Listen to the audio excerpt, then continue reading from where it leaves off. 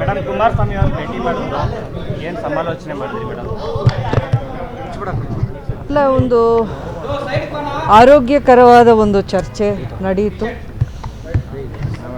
ಹಳೆಯದನ್ನು ಅಥವಾ ಏನಾದರೂ ಬೇರೆ ಬೇರೆ ಅಭಿಪ್ರಾಯಗಳು, ಭಿನ್ನಾಭಿಪ್ರಾಯಗಳಾಗಿತ್ತು ಒಂದು ಕಾಲದಲ್ಲಿ, ಅದನ್ನು ಈಗ ಮನಸ್ಸಲ್ಲಿ ಇಟ್ಕೋಬೇಡಿ ಅನ್ನೋವಂಥ ಮಾತನ್ನು ಹೇಳಿದ್ರು.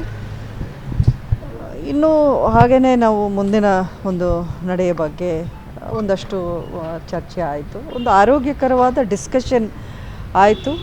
ನಿಮ್ಮ ಸಹಕಾರ ಇರಲಿ ಅಂತ ಕೇಳಿದ್ರು.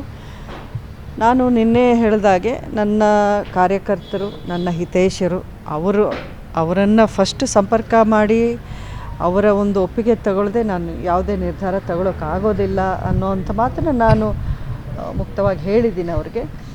ಖಂಡಿತ ಅದನ್ನು ನಾನು ಅರ್ಥ ಮಾಡ್ಕೋತೀನಿ. ನೀವು ಅವ್ರನ್ನೆಲ್ಲ ಸಂಪರ್ಕ ಮಾಡಿ ಅವರ ಒಂದು ಸಲಹೆ, ಅವರ ಒಂದು ಆಸೆ ಏನಿದೆ ಅದನ್ನು ನೀವು ಮನಸ್ಸಲ್ಲಿಟ್ಕೊಂಡು ಆಮೇಲೆ ನೀವೊಂದು ಸ್ಟೆಪ್ ತಗೊಳ್ಳಿ. ನಾನು 3ನೇ ತಾರೀಕಿಗೆ ನನ್ನ ನಿರ್ಧಾರ ಮಂಡ್ಯದಲ್ಲೇ ನಾನು ಅನೌನ್ಸ್ ಮಾಡ್ತೀನಿ ಅಂತ ಹೇಳಿ. ಏಪ್ರಿಲ್ 3ನೇ ತಾರೀಕು ಮಂಡ್ಯದಲ್ಲಿ ಯಾರ್ಯಾರು ಬರ್ತಾ ಇದ್ದಾರೆ ಮೇಡಮ್? ಯಾರ್ಯಾರು ನಮ್ಮ ಜೊತೆ ಸಭೆಯಲ್ಲಿ ವೇದಿಕೆಯಲ್ಲಿ ಇರ್ತಾರೆ? ಏಪ್ರಿಲ್ 3ನೇ ತಾರೀಕು ನನ್ನ ಜೊತೆಯಲ್ಲಿ ದರ್ಶನ್ ಇರ್ತಾರೆ. ನಾನು ಇದನ್ನು ಒಂದು ರಾಜಕೀಯವಾದ ಸಭೆ ಅಂತ ನಾನು ಹೇಳಲ್ಲ. ನನ್ನ ನಿರ್ಧಾರ ಏನಿದೆ, ನನ್ನ ಬದ್ಧತೆ ಏನಿದೆ, ನನ್ನ ಬೆಂಬಲಿಗರು, ನನ್ನ ಹಿತೈಷಿರು, ಅಂಬರೀಷ್ ಅವರ ಅಭಿಮಾನಿಗಳು, ಮಂಡ್ಯ ಜಿಲ್ಲೆಯ ಜನತೆ, ಇವ್ರನ್ನ ಉದ್ದೇಶಿಸಿ ನಾನು ಮಾತನಾಡೋದು.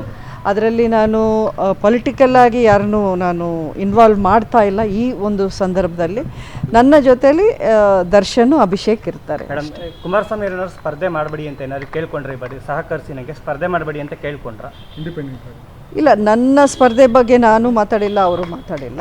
ಅವರ ಒಂದು ಈಗ ಕ್ಯಾಂಡಿಡೇಚರು, ಅವರು ಕ್ಯಾಂಡಿಡೇಟ್ ಆಗಿದ್ದಾರೆ. ಖಂಡಿತ ನಾವೆಲ್ಲರೂ ಸೇರಿ ಮೋದಿ ಅವರ ಕೈನ ಬಲಪಡಿಸಬೇಕು, ಅದರ ಅಗತ್ಯ ಇದೆ ಅನ್ನೋಂಥ ಮಾತನ್ನು ಹೇಳಿದ್ದಾರೆ. ನನ್ನ ನಿರ್ಧಾರ ಏನೇ ಇದ್ದರೂ ನಾನು 3ನೇ ತಾರೀಕಿಗೆ ತಿಳಿಸ್ತೀನಿ. ಇನ್ನೊಂದು ರೌಂಡ್ ನಾನು BJP ಮುಖಂಡರ ಜೊತೆಲಿ ಒಂದು ಮಾತುಕತೆ ನಡೆಸಬೇಕಾಗಿದೆ. ಅವೆಲ್ಲ ಮುಗಿಸಿ ನನ್ನ ಹಿತೈಷಿರು, ನನ್ನ ಮಂಡ್ಯ ಜನತೆ, ಅವರ ಜೊತೆಲೇ ನನ್ನ ಅಂತಿಮ ನಿರ್ಧಾರ ಹೇಳ್ತೀನಿ ಅಂತ ಹೇಳಿದ್ದೀನಿ.